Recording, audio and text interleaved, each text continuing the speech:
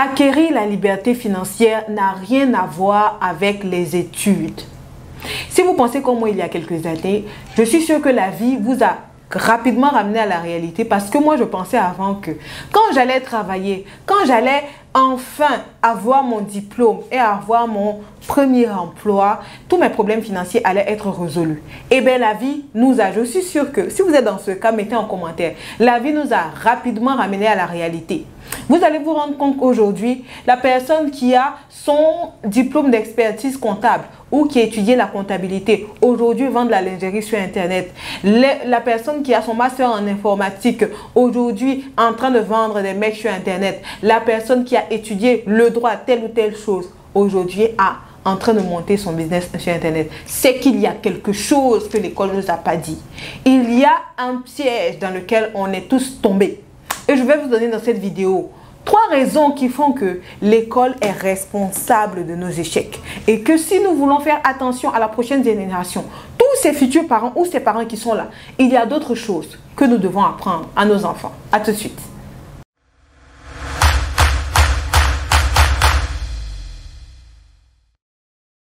Bonjour mes amis de YouTube, j'espère que vous allez bien. Bienvenue sur cette nouvelle vidéo. Internet est l'or du 21e siècle et je suis de ceux qui pensent que chaque Africain de là où il se trouve peut créer de la richesse avec Internet. Si vous êtes nouveau sur cette chaîne, vous avez 2 choses à faire. La première, c'est de vous abonner rapidement et d'activer la cloche pour ne rien rater de nos vidéos hebdomadaires. Et la deuxième, c'est de télécharger votre e-book gratuit 3 secrets pour gagner de l'argent en ligne. Tout est dans la barre de description. Nous vous l'offrons, c'est gratuit. La première raison pour laquelle l'école est responsable de nos échecs et qu'on doit corriger ça dans notre système et dans le système de nos enfants, c'est que l'école nous interdit d'échouer. L'école nous interdit d'échouer. Quand on va à l'école, l'échec est présenté comme un vrai drame. Moi, pour ceux-là qui ont été à l'école et qui ont été premières de classe, je me rappelle que quand j'étais à l'école, avoir une mauvaise note était comme si on m'avait annoncé un décès. C'était très grave. Et cet état psychologique-là est resté avec moi même au début de l'entrepreneuriat. Tout simplement parce qu'on nous dit que quand tu échoues, c'est fini pour toi. Quand tu n'as pas ton bac, c'est que tu es nul. Quand tu as 2 sur 10 pendant que le premier de classe a 9 sur 10, c'est parce que tu es moins intelligent. Et la plupart des personnes dans les classes pensent qu'ils ne sont pas intelligents parce qu'ils ont une mauvaise note en maths. L'école est responsable de beaucoup d'échecs parce que cette pensée-là est fausse. Vous êtes d'accord avec moi que pour réussir à asseoir un business, la plupart du temps, vous allez faire beaucoup d'erreurs. Et si vous vous dites que parce que vous avez fait une erreur, vous ne pouvez rien faire parce que vous n'avez pas pu vendre vos produits, parce que vous n'arrivez pas à vendre vos services, vous n'arrivez pas à vendre vos prestations, c'est que vous êtes un échec, vous n'allez jamais réussir en business. Vous n'allez jamais réussir. L'échec fait partie du processus de réussite. L'école ne nous l'a jamais appris. L'école nous a appris que quand tu as une mauvaise note, c'est que tu n'es pas intelligente. Tu n'es pas intelligent. C'est que tu es, excusez-moi du terme, mais c'est que tu es bête. Il y a des parents comme ça, quand leurs enfants ont une mauvaise note, ils se permettent de dire tu n'es pas intelligent, tu es bête. Parce qu'il a un 2 sur 10 en maths. Parce qu'il a un 2 sur 10 en orthographe. Pourtant, l'enfant doit savoir que, ok, je n'ai pas eu une bonne note dans cette matière, mais je peux faire mieux. Mais ce n'est pas une fatalité. Si j'ai échoué cette fois, je vais réussir la prochaine fois. Je vais faire mieux pour réussir la prochaine fois. Et ça, on doit faire très attention à ça. Cette pensée de l'échec, cette peur chronique de l'échec, la plupart du temps, est causée par le fait qu'on ne nous apprend pas à échouer à l'école. C'est un peu dommage à dire, mais c'est ça en fait. On ne nous apprend pas à échouer. On ne nous apprend pas à gérer les échecs. Pourtant, on passe combien d'années? On passe au moins 14 ans sur les bancs. 14 ans sur les bancs. Ça veut dire que tout ton système pense que c'est interdit pour lui d'échouer. Imaginez-vous, pendant 14 ans, on vous dit que quand Quand tu as une mauvaise note, ce n'est pas bon. Si tu as une mauvaise note, c'est que tu es bête. Si tu as une mauvaise note, c'est que tu es moins intelligent. Si tu as une mauvaise note, c'est que tu es échoué dans la vie. Si tu n'as pas ton examen, ceux qui ont eu leur examen sont meilleurs que toi, sont plus intelligents que toi. Dans la société, tu réagis comme ça. Et ça, je vous assure, quand je suis en coaching, je me rends compte que ça bloque beaucoup de gens qui ont peur. Non, je ne veux pas échouer. Mais qu'est-ce que les gens vont dire? Oh, j'entends tellement de qu'est-ce que les gens vont dire. Je dis que mais. Et moi, en fait, j'ai été première de classe et je sais vraiment ce que c'est. J'ai dû briser vraiment cette mentalité-là en moi pour réussir pour accepter mes échecs. Oui, j'échoue. Oui, mais ce n'est pas la fin du monde. Oui, tout le monde échoue. Ce n'est pas la fin du monde. Gérer l'échec. Si vous n'avez pas connu ça, vous devez vous dire que, ok, il y a une chose que je dois apprendre pour pouvoir réussir dans la vie. Ça, l'école ne m'a pas appris. Je dois apprendre à gérer mes échecs. D'accord? Je dois apprendre à faire une introspection lorsque j'échoue. Qu'est-ce qui n'a pas marché? Qu'est-ce que je fais pour que la prochaine fois, ça marche? Je dois apprendre à ne pas m'auto-saboter, à ne pas me traiter de stupide lorsque j'échoue. Je dois savoir que les gens qui réussissent échouent forcément au moins une fois. Deuxième raison pour laquelle l'école est responsable de nos échecs, c'est qu'à l'école, on nous encourage, on prône l'individualisme. Qu'est-ce que je veux dire par là?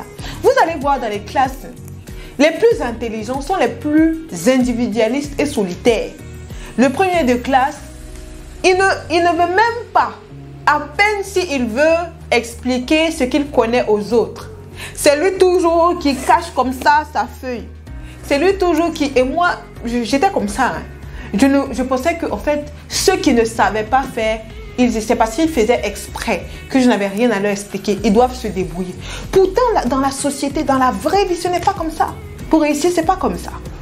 Dans la vraie vie, ce n'est pas comme ça. Et cette mentalité se poursuit en entreprise. Vous qui travaillez en entreprise, vous allez donner votre témoignage en commentaire. Que souvent, il y a des personnes qui pensent seulement à elles seules, à elles seules, à elles seules. Non, pour réussir, ce n'est pas comme ça. Vous ne pouvez pas vouloir réussir dans une société si vous êtes très individualiste. Si je pensais comme ça, j'avais toujours cette mentalité-là, je n'allais jamais me mettre sur les réseaux sociaux à partager ce que je sais. Je n'allais jamais apporter de la valeur à ceux qui ne connaissent pas forcément ce que je sais. Vous voyez un peu comment est-ce que ça nous bloque, le fait d'être dans une société individualiste. Une société où la personne qui connaît, c'est la seule qui connaît. Et les personnes qui ne connaissent pas, ils doivent rester dans leur état d'ils ne connaissent pas. On ne dit pas dans aucune classe. Et ça, je le dis. Dans aucune classe, un professeur n'a dit, ok, toi, tu maîtrises mieux les logarithmes. Apprends le logarithme à la personne qui ne... Essaie d'expliquer mieux à la personne qui ne comprend pas, à ton voisin qui ne comprend pas. Je n'ai entendu ça dans aucune classe. De mes 14 ans ou mes 20 ans que j'ai fait à l'école. D'accord? 7 ans primaire, 7 ans secondaire, 5 ans en fac. Ça fait combien? Ça fait 21 ans sur les bancs. Je n'ai jamais entendu ça d'un enseignant. Jamais. Et là encore, j'ai fait 21 ans parce que je n'ai pas repris de classe. Donc, vous voyez à quel point est-ce qu'on nous conditionne à être des personnes qui ne pensent qu'à elles. Qui ne pensent qu'à elles. Tu as tes 18, oui, tu as tes 18 sur 20. Ok, c'est toi, tu es le meilleur, tu as tes 18 sur 20. Les autres, ils veulent, ils ont un, c'est leur problème. Et c'est ça, en fait. Donc, à notre niveau, il y a, quand on veut réussir en affaires, on doit briser ça. Apprendre à apporter de l'aide aux autres, à montrer aux autres ce qu'ils ne savent pas, à créer un réseau. On ne crée pas un réseau en étant individualiste. Vous savez combien le réseau est important en affaires. En étant individualiste, tu ne peux pas créer des réseaux. En ayant une certaine dose en toi d'orgueil, tu ne peux même pas donner des formations aux gens. Ok? Parce que tu auras toujours cet air suffisant et supérieur de c'est toi qui connais. Non, non, non, non, non. Je dis souvent à mes coachés que Le fait que je vous donne des formations dans ce domaine ne veut pas dire que je suis meilleure ou que je comprends les choses mieux que vous. C'est dans ce domaine-là que j'ai une expertise que je vous communique. Sinon, vous aussi, vous pouvez m'apprendre des choses. Vous pouvez m'apprendre des choses. Des personnes que je forme m'apprennent aussi des choses. C'est comme ça la vie. Ce n'est pas, il y a toujours un supérieur et un inférieur. Et la personne qui est supérieure se croit, voilà, le maître de la classe, le premier de classe. Vous voyez un peu une chose, c'est une chose pernicieuse qui donne un orgueil pernicieux à laquelle on doit faire très attention et que vous devez faire très attention. Donc avec vos enfants, quand vous savez ça, vous devez savoir que il y a ça à briser en eux en fait et en vous-même. Parce que c'est comme ça que la société a toujours été. C'est comme ça. Et en vous-même. C'est pour ça qu'on dit l'entrepreneuriat développe. L'entrepreneuriat, l'un des avantages extraordinaires que l'entrepreneuriat peut offrir à l'homme, c'est de permettre de développer la personne, le développement personnel. C'est l'entrepreneuriat qui m'a appris à m'ouvrir, à développer ces capacités-là. Parce que je me suis rendu compte que, ok, la vie en fait n'est pas une affaire de single. C'est une affaire de together, ensemble. On s'associe pour construire des choses fortes. Deuxième raison, l'école nous oblige à être individualistes. Troisième raison, l'école tue notre créativité. Oui, l'école tue notre créativité. Tout simplement parce qu'à l'école, on nous impose à faire tous les mêmes choses pendant qu'on n'est pas pareil. Et ça, c'est quelque chose qui m'a... J'étais première de classe, mais je n'aimais pas l'école. C'est paradoxal, n'est-ce pas? Je n'aimais pas les études. Mais j'allais parce que je devais partir. Je devais étudier, je devais réussir, je devais. Parce que comme je vous l'ai dit plus tôt, je pensais que toute ma vie était conditionnée, le bonheur de toute ma vie était conditionné par le fait que je réussisse dans mes études. Donc, l'école tue notre créativité. On est obligé de venir faire les mêmes choses pendant qu'on est différents. 30 élèves différents d'une même classe sont obligés de s'asseoir de la même manière, de porter les mêmes vêtements, de faire souvent la même coiffure pendant qu'ils sont différents. Ils sont différents. De faire exactement les mêmes choses pendant qu'ils ne sont pas pareils. Les personnes ne sont pas pareilles. Ça fait qu'un enfant, par exemple, qui est très à l'aise, je ne sais pas, je prends un exemple, dans le dessin, ok? Si l'école ne fait pas de dessin, si sa classe ne fait pas de dessin, il se conforme, il va se conformer aux autres personnes qui ne font pas de dessin.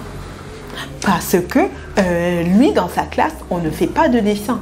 Ou on ne fait pas de dessin avec l'intérêt ou avec le temps que lui souhaitait qu'on fasse le dessin.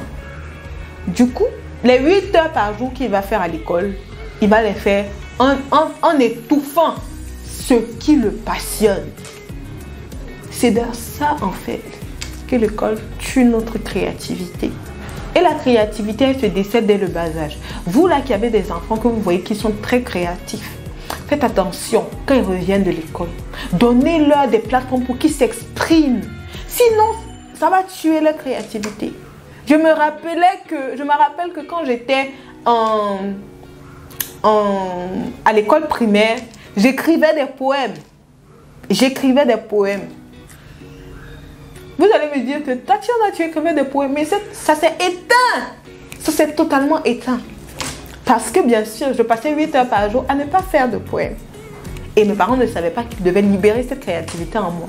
Du coup, je ne peux pas... Ce n'est qu'un souvenir lointain. Vous voyez un peu. Vous devez vraiment faire attention à ça. Parce que la créativité de l'homme, c'est une manière pour lui de s'exprimer. Et si l'école ne nous permet pas d'exprimer notre créativité, il y a un travail à faire.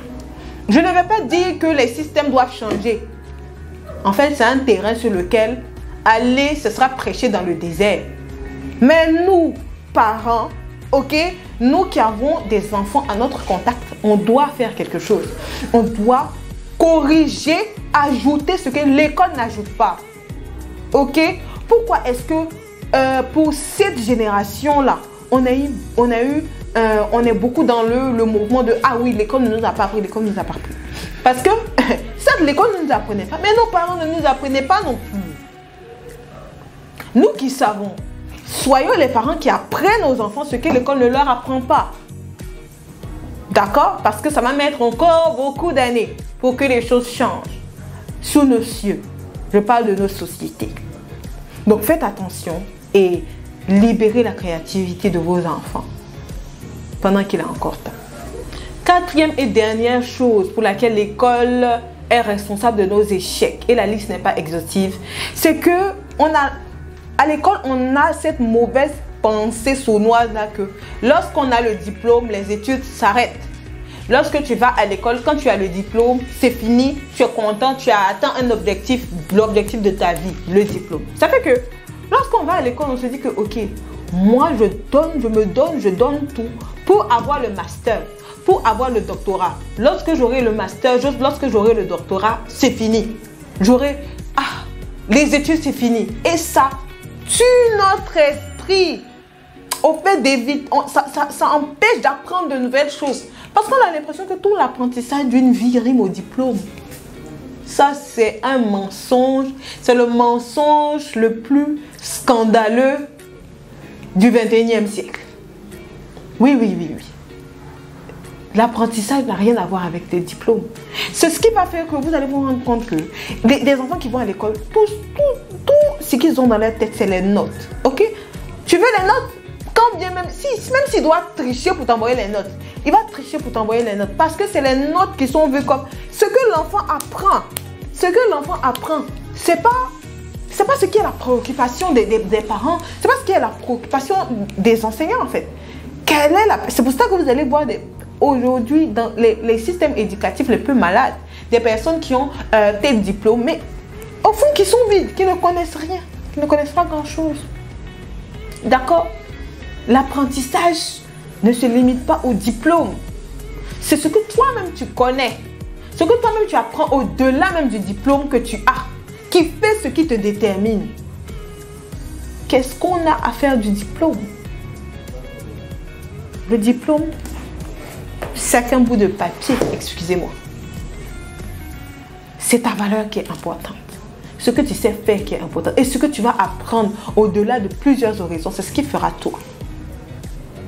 Donc, assurez-vous de savoir ce que, au-delà du diplôme, vos enfants ont comme compétences, vos enfants ont comme connaissances. Est-ce qu'ils sont ouverts d'esprit? Est-ce qu'ils veulent apprendre de nouvelles choses? Est-ce qu'eux-mêmes, ils font des recherches pour s'éduquer? C'est là qu'on va prendre l'ascendant sur cette faille que l'école a. Voilà les amis, ce que j'avais à partager avec vous dans cette vidéo. Vous pouvez la partager à vos amis, aux personnes qui en auront besoin. On se retrouve à la prochaine vidéo. Ciao.